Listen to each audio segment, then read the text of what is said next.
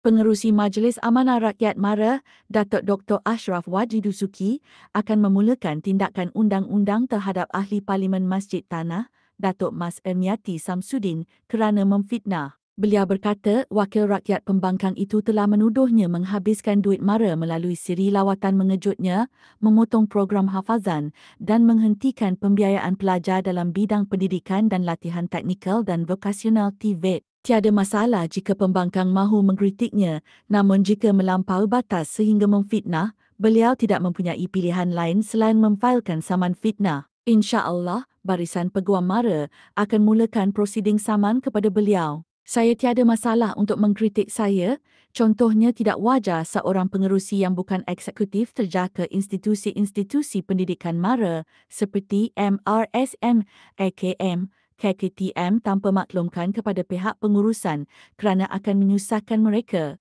Tapi kalau sudah sehingga melemparkan fitnah dengan niat untuk memburukkan institusi Melayu Bumiputera ini, saya tiada pilihan melainkan untuk menaman fitnah.